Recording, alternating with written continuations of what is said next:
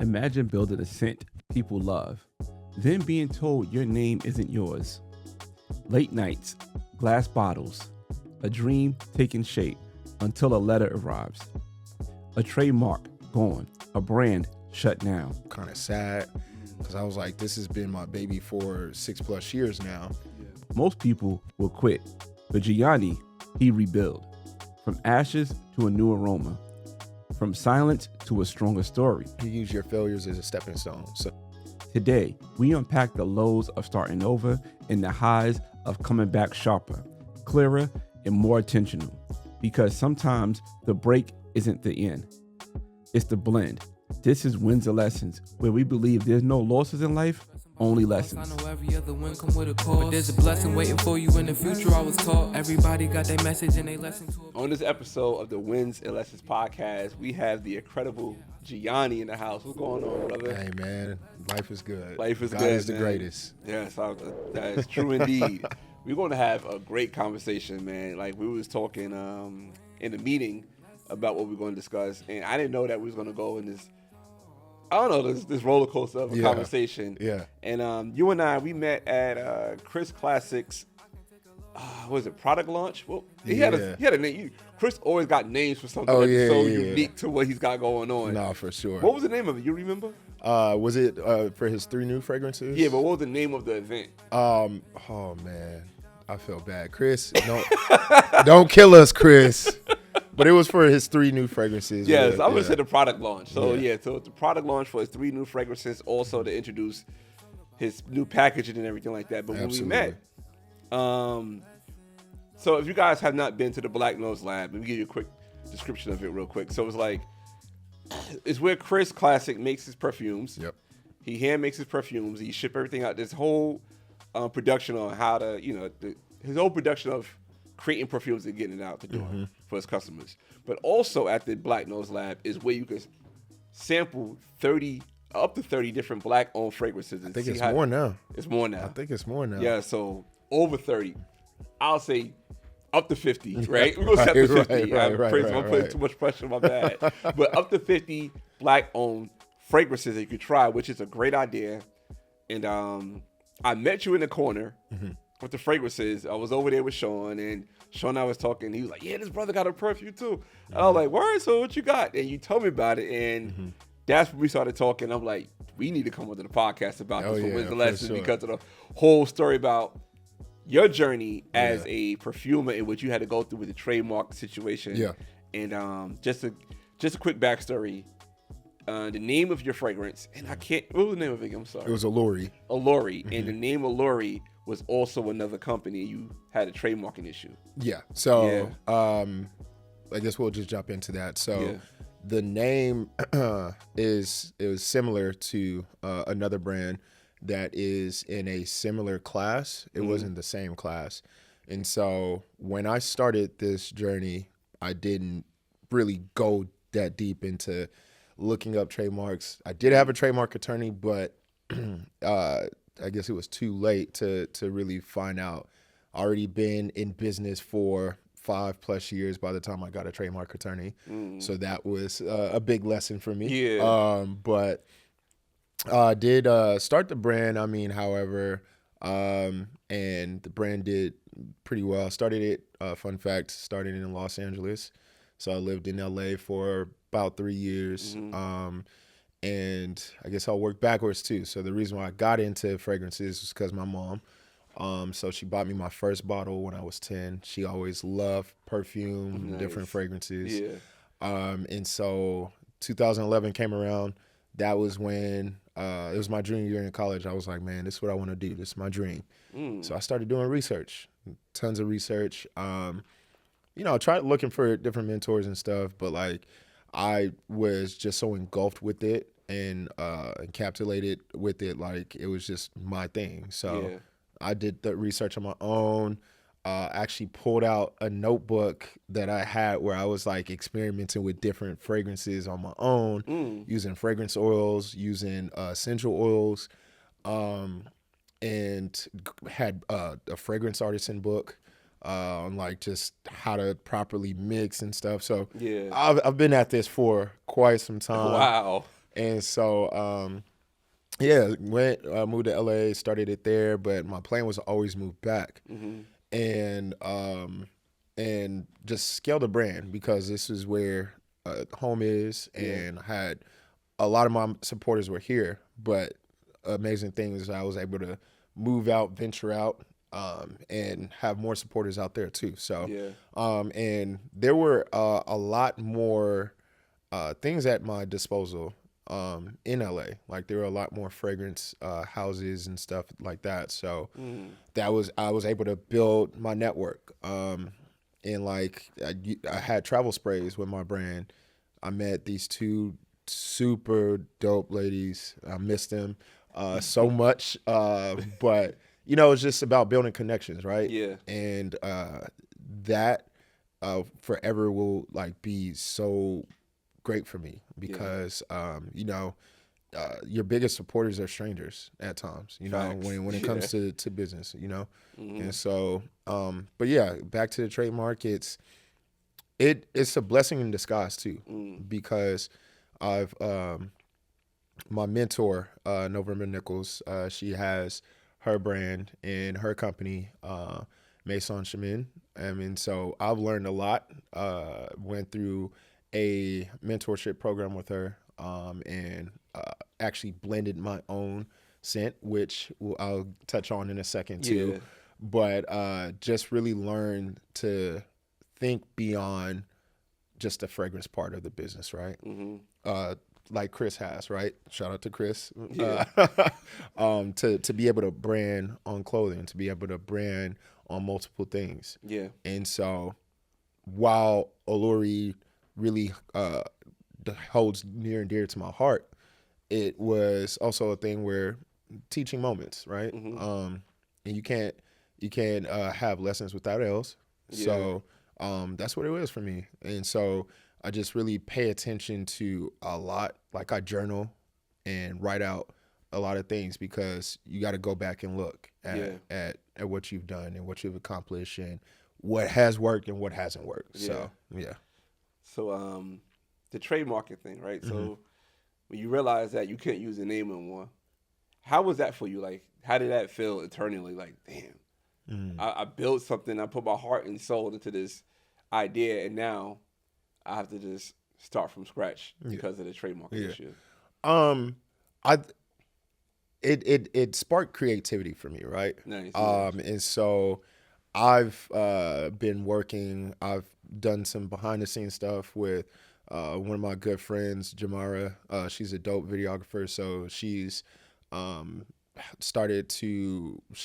last year we started shooting some things. So she filmed me creating the new brand and everything. And but while I was talking to her, I was like, I have a dope idea of how I can sunset Oluri, but also bring in this new brand, right? Because first and foremost, people that know me, they know me that I'm a fragrance, what I like to start to call myself, a connoisseur, right? Because I've been at this for so many years. But it's also, again, it's teaching moments, right? So you take those things that you use your failures as a stepping stone. So now I'm looking at, like, I have so many dope ideas that I've written out to be able to showcase for the new brand and the new journey. And I have so many creative ideas, and I've gotten to the point where it's time to execute and stop holding back. And the biggest thing for me that I've learned is stop trying to be perfection. Like, stop trying to have everything perfected. I ain't gonna lie, I have that issue too. I always try to, be perfecting and looking at. I mean, we just had a conversation about editing. I'm like, I need the mic right here. I need this here. I need the sound right here. And I had to stop worrying about, making the swish. It's okay if the ball rattles and before it goes into the rim. Exactly. And sometimes you need those stepping stones and you need those moments to have that. So, like, I guess with the new rebrand, the new brand is coming out. I think when we talked, you mentioned like having the brand to be more of a global type of brand as opposed to more of a, I guess, a niche type of thing. And I just recently went through something like that. So my other podcast, Broken Traditions, I changed the name up. It's still Broken Traditions because I paid for the name and I'm not going to pay for another name. But because it's costly to be filing for different LLCs and trademarks. Exactly. But yeah, so I put my personal name on it, right? At first, I was just hiding behind the brand like Broken Traditions. Now it's the Broken Traditions podcast with LeBron Gaskins. And the reason why I did that because I came out with a book and I'm the author of a book. So it was like, all right, now that's a little bit more global. And when I came out with the book and the concept, so, quick backstory with the book, it's about cell phone overconsumption and how people overconsume the cell phone. And I use the cell phone, I call it the digital incarceration. So when I first thought about it and started working on it, my first idea was digital plantation. And I was like, I think that's too niche because plantation is more of an our thing as opposed to a global thing. And I use incarceration instead because I think a lot of people could relate to being locked up.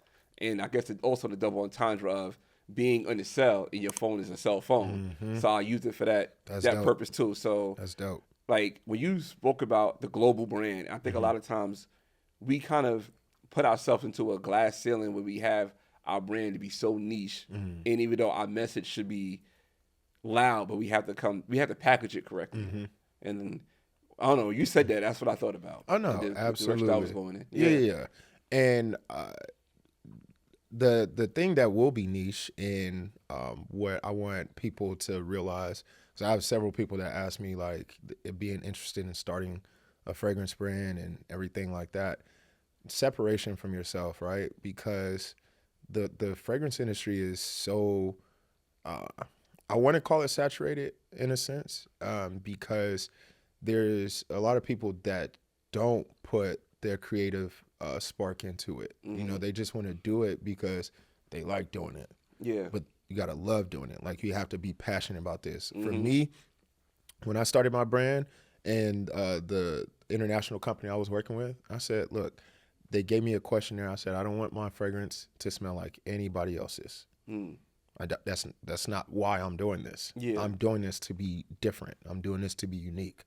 And so, like it's just like I equate it to like music, right? How the music industry has become so saturated. And everybody's just releasing, and nobody's really putting in their creativity into stuff. Everybody sound the same. Everybody sound the same. Like I did have this conversation. I will say this, like, I don't think there was like a summer, like true summer banger, like who led the chart. Nobody. You know what I'm saying? Nobody. Last person did it was last year with Kendrick Lamar. Exactly. Yeah. And so and it's crazy. I heard Lizzo make a post like that. There was no summer anthem. Right. Yeah. There was good music. I think there was good music. Yeah. But I don't think that, like, that's why I take it back. Like, who's putting their creativity, And I know the people that are, and we live in, going back to what you said about like the cell phone, right?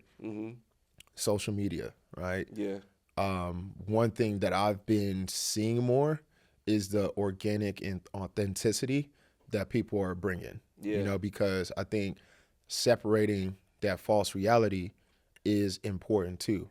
So I've been a lot more intentional with, going to networking events like that, speaking to people like you, and doors start to open because you get that genuine connection. It's not like, okay, I see him on social media or I had some interaction, because you can send a message and it might get lost in translation.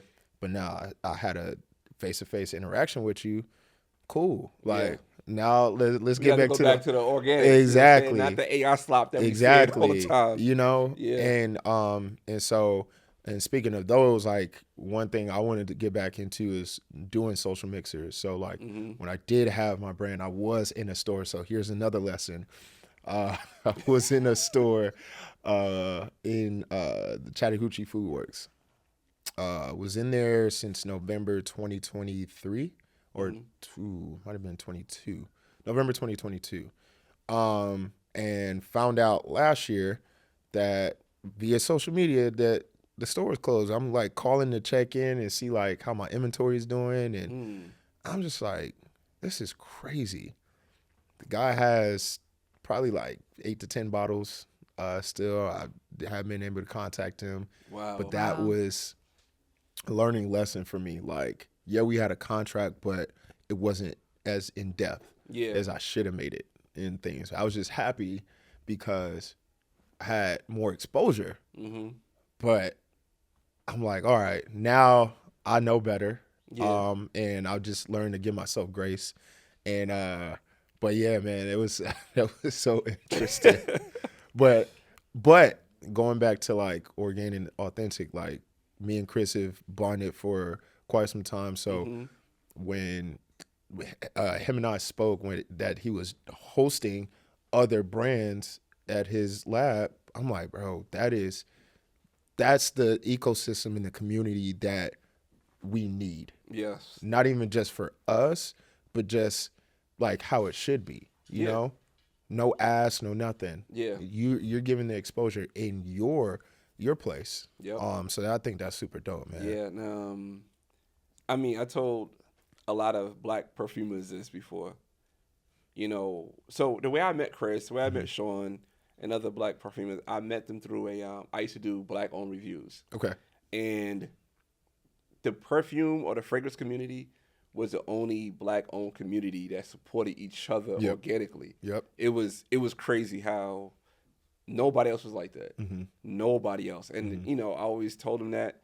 And that's how I'm not a fragrance head. It smells good, I'm wearing it. Like, I don't know notes. I don't know bergamot or what else other stuff they talked about that. Yeah. I don't know. Like, the spices, you know, like we had Sean on the episode. He was like, yeah, I got this for the sit. I'm like, lost. Like, what are you talking about, bro? I don't know what's going on. Yeah. But just the community of the connection to how you know, tight-knit you guys are. Yeah. And I remember when, I don't know if it's a Chris Classic episode, but I remember when Chris was like, yeah, I'm going to do this. Yeah. He probably told me about the idea of the Black Nose Lab 4 years before he did it.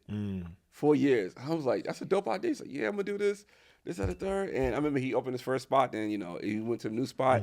And y'all community is just so tight. Yeah. It's so tight. And I love it. I love to see it. And I think you might have left, but like Sean did like a whole speech at the event. Yeah. And it's a tight community. And for sure. We need that. We need more of that. Yeah. We need that. And man, you know, those two, before I even moved back, I was seeing them pop up more and more. Yeah. And I was like, man, what I want to do is I had certain people that I knew.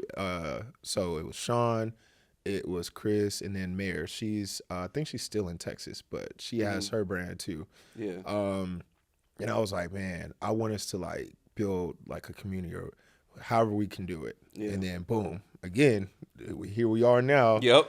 There it is. You know what I mean? Like I love promoting other people's brands, man. And because why I'm not that would be selfish of me to be taking away from somebody else's creative work and what they have going on. And that's like part of the reason why I do this podcast, because it's easy for me to keep my own podcast, but I also want to hear other people's stories, other people's journeys, and have those conversations, because everybody have a story, a journey, and everybody have a lesson they can talk about. And, you know, sometimes it don't have to be as drastic as, like, our first guest, he lost a leg.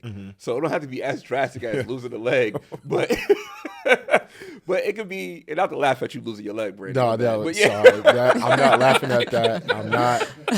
Please.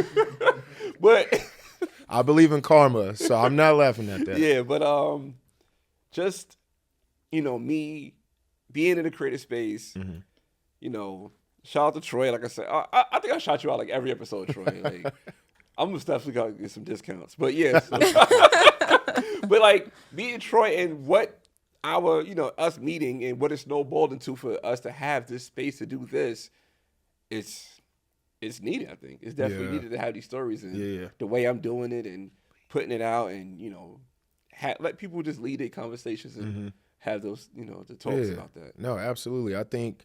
I always make these jokes about taking the mics away, but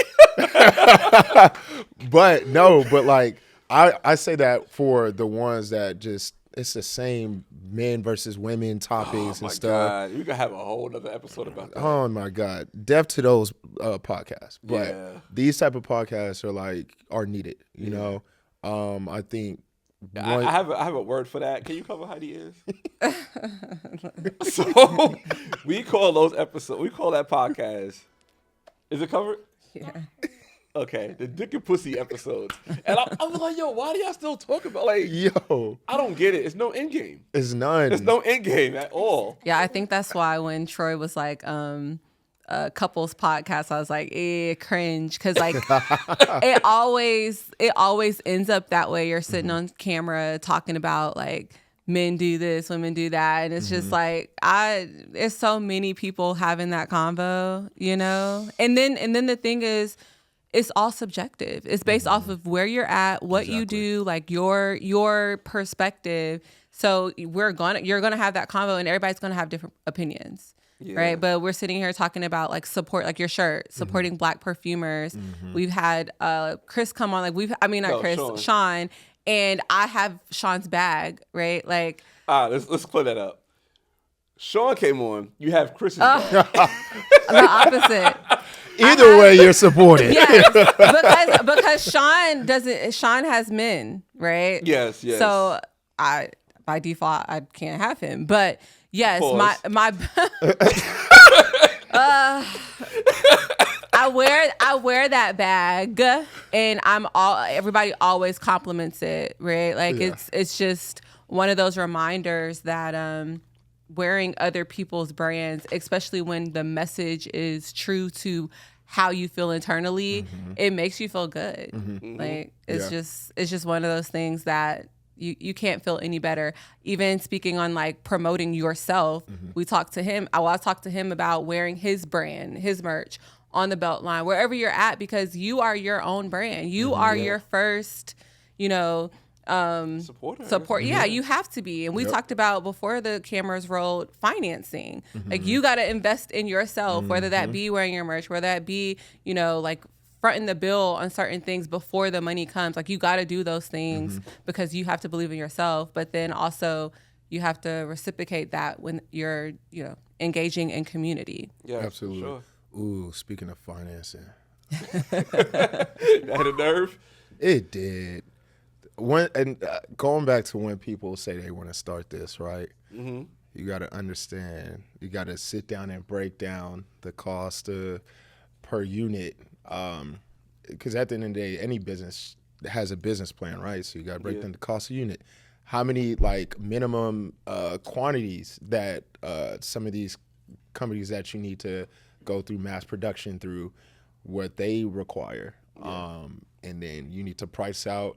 All right, how's my packaging gonna be, and so forth. So that's why I was telling her earlier. I was like, look, a lot of these things have been self-funded for me. Yeah. So, but what I've been learning through my coursework, going back with my mentor, if I could have did this when I first started the brand, things would be a lot different. But again, go through life. So I'm a very faithful and spiritual person. Shout out to God, you know what I mean? Shout out to God. That's a good one.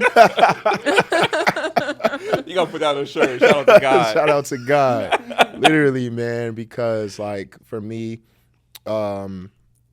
when you asked me something earlier about like how I felt about my brand and having to change the name. So when I saw it out of my last bottle, I was like, it was indescribable. I was like happy, but like also kind of sad, because I was like, this has been my baby for 6+ years now. Yeah. And I was just like, okay, it's time to like really focus. And so, funny enough, I got laid off from my full-time job back in June. First thing I said was, I looked up and I said, all right, God, I need your guidance. I know I need to just focus more on my fragrance stuff. And so that's why I've just been putting more into writing out my plans for this new brand strategies. Just keep talking about it because people know me for it. Yeah. Like, hey, like, I did have my samples that I created from mixing it myself. So my ultimate goal too is to become a fragrance artisan. And so what a fragrance artisan is the people that guide you through so you can have a wide array of palettes and stuff. So actually, I worked an event with my mentor a few weeks ago at Meals on Wheels. There was this women's empowerment luncheon, and I got to be in my element. So we had about 8 to 9 different scents. What I like to do is ask people, what's your favorite type of scents that you like to wear? Do you like something warm, tropical? Talk to me.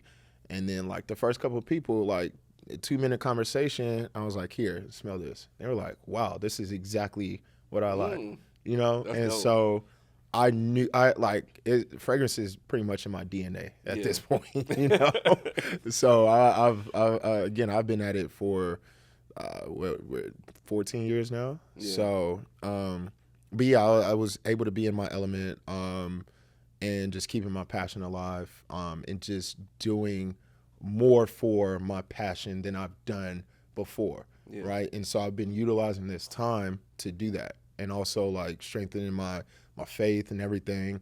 And I was just telling her I did just land a new job today. It's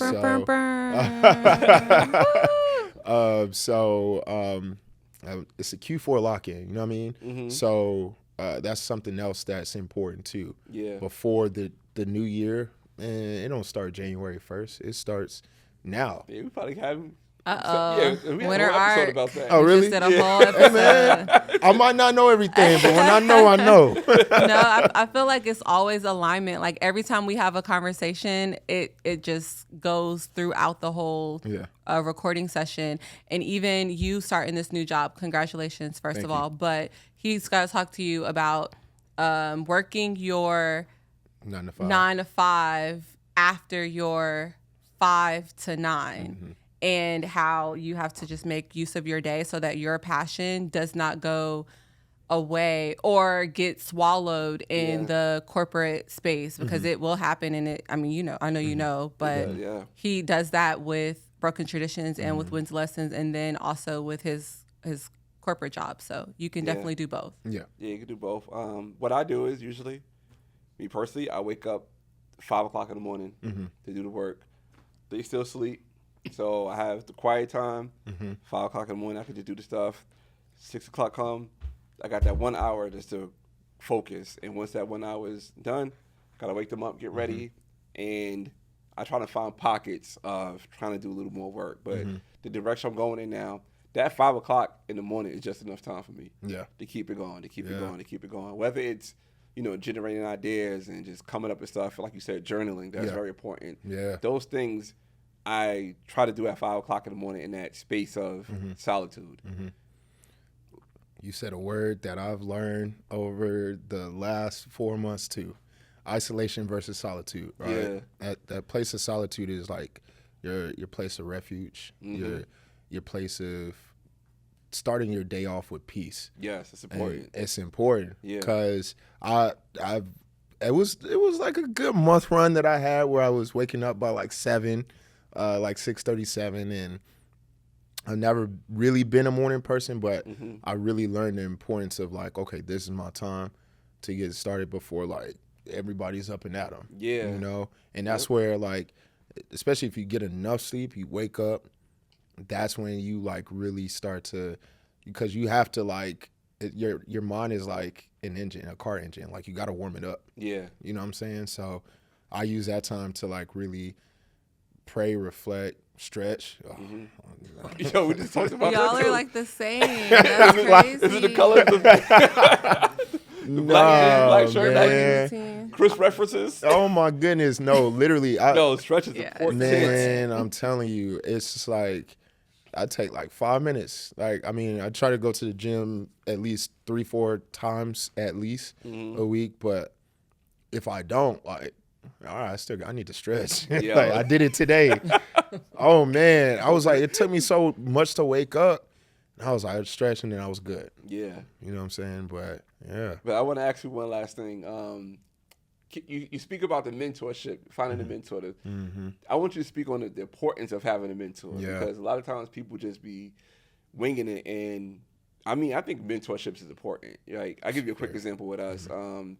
I think, my wife always talk about me and tech. I have like a tech mentor, right? So shout out to my boy Gil. If I have a tech issue, if it comes to like this podcast and stuff, I'm like, yo, Gil, I'm in the jam. I need help. Troy, you remember that time I needed to call Gil, and we called Gil, and Gil gave us some advice. We had like a 6-hour work session. We worked it out, but we figured it out. Yeah. But the importance of having a mentor, have somebody to lean on, man. I want you to just expound on that. Yeah. So like I said before, it's just like I did search for some, but it was just like it was weird, Yeah.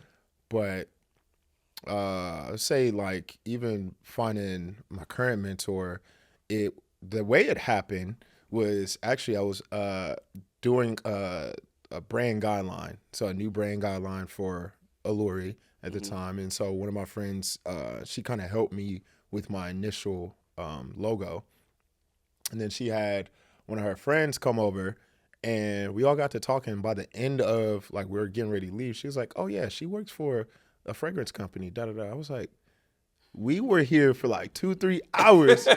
You never said talking, going through this, that. She was like, "Oh, my bad." But then, so this was 2023. And I was like, all right, cool. So like we exchanged contact, and then I did research on the company that she works for, which happens to be my mentor's company. So last year I decided to invest in the coursework and doing everything. So even through the coursework, they're helping me with my new brand guidelines and trademark and everything. So it's a lot of things that, again, I wish I had 6 years ago now, but like, she's been tremendous. Like she's been at this, like she'll tell you too, when, she wish she could have did this 5 times over way back when she started and wish she had this. And I was like, you know what? I definitely agree, because there's going to be a lot of things in the industry that whatever industry you decide to go to, there's going to be at least one person that will be there to give you insight and help you along the way, but with no like reparations or anything. Like they're there to be, like you said, alignment, right? And so for us, it's been smooth sailing. Like I even told her, I was like, hey, I want to be a fragrance artist and I want to do whatever to keep my passion. And so she's giving me opportunities. So mentors are there to give you opportunities, to give you insights, to guide you, to help you, but to also challenge you. Yes. Because that's the biggest thing. Because at some point, then you're going to become somebody's mentor too. Yeah. And so with the evolution of what's going on in technology, AI, things of that nature, you're going to have to learn to adapt. Yep. And so, but to do that, that's the importance of having a mentorship, because you can't do it on your own. You can't do anything in life on your own. No, you can't. I had to learn that the hard way. Yeah. Definitely try to thug it out. No, that's so mature of you. I feel like everyone needs a mentor for all aspects of your life, for sure. Like I'm even thinking, like I haven't had one in a minute because I kind of outgrew the mentor that I had during that chapter, and I never really found someone else. But it is so important to have that connection and guidance, not necessarily a full blueprint, but like you said, someone who has the knowledge and a willingness without receiving anything in return. That makes it so genuine and authentic. And you being in the perfume space. I love that it's a woman too, because that's the other thing. We've had a conversation with someone and they were saying like women can't lead men, or, and it's like, it doesn't have to be a gender thing. No, it's not. It's, just knowledge. It's availability. It doesn't, it's crazy how that works. And I want to go back, aside from mentorship too, I think what's important is to have an ecosystem that so again, going back to, Sean and Chris told me, they're like, lean on us, you know, and I think that's super dope to hear, like, to be able to say, lean on me. And so for me too, like, even just in my everyday life and in my journey, one thing that I've learned to just remember about myself is that I'm a person that people can come to without having feeling like they owe me anything. Yeah. Because you don't owe me anything. Like, I'm here to encourage you. I want you to be better. Yeah. Than where you are.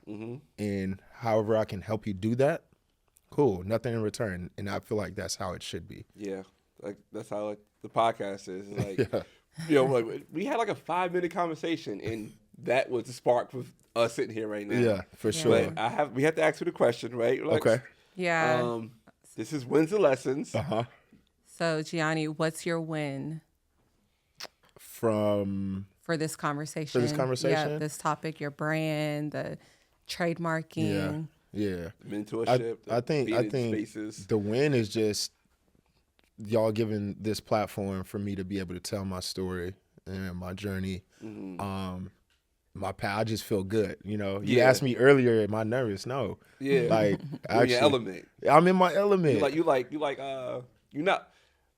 Michael Jordan in the fadeaway. Yeah. I'm gonna say that. You like Michael Jordan in the fadeaway. Yeah. Like, you like Blake Griffin in the dunk contest. Yeah. For me, I've been actually wanting to do something like this. Yeah. For a good minute, and so. Divine alignment is a real thing, man. For sure. I've literally prayed about it over the last few months, and I just see God is opening different doors, man. So, this is a win for me. Oh man, I'm glad to be part of the win. Oh yeah. I might be like, I don't know, athletic director. I'm not like that. I'm not the player on the court. I'm the water boy, but. So dope. So what's the lesson? What do you take away from this? The lesson is, man, just don't relent. Like, you just got to keep going. You know, I think this was a reminder that what I've been through and the circumstances that I've been in don't define where I'm going. So just got to kind of continue to remind myself of, you know, the past is the past. You know, don't let it define me. Yeah. So. Yes, stop rewriting the past. Yep. Yeah, I love that. Yep. But this is great, man. This is a great episode.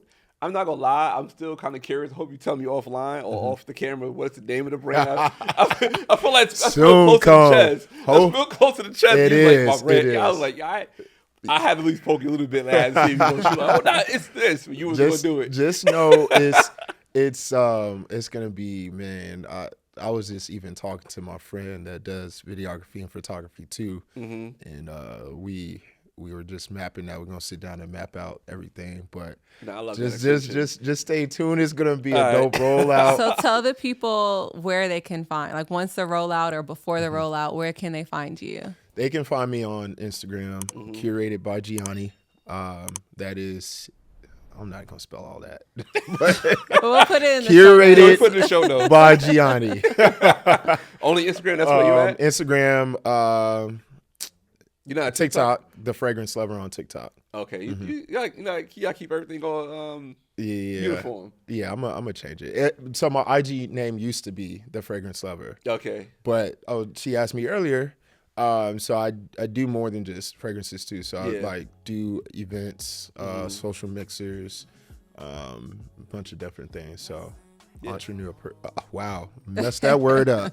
Getting too excited. Entrepreneur. But yeah. So. You know, you just gave me. I gotta change that. I'm gonna change my TikTok to curated by Gianni too. And, you know, put the tripod up and do a dance real quick while you change your name and let everybody know that whatever TikTok dance is out. Right. But yeah, this is Gianni. Thanks so much for coming on, man. And maybe you can use this space as a mixer spot. Oh yeah. We call this our garden. The garden, because everybody just water seeds in and water it, and everybody get a piece of fruit and put more seeds in and just keep reciprocating. Right. Multi-purpose. Everyone's here. Oh yeah. Everyone uses them. Love it. Yep. Oh, that was good. Yeah. Shout out West Park. West Park Studios. Shout out to West Park Studios. You get through the we go with the neon. I'm gonna edit the West Park Studio neon in there. Super dope. Like I shout out Troy every episode. I appreciate you, man. No. We need discounts, yeah. Brotherly love. Yeah. Thank you, Gianni. That was good. For sure. Reviews, that's how we met. Okay. Huh? I said it's funny you reference those reviews. That's how we met, yeah. Yep. That's what's up. Yeah. That's That's crazy. That was a long time ago. That was a minute ago. Yeah. I can take a loss if I learn from it. And I feel like a boss, only right I go in. I'm just thanking God for all his blessings. Yeah, it's all about wins and lessons. And lessons, oh. Yeah, it's all about wins and lessons.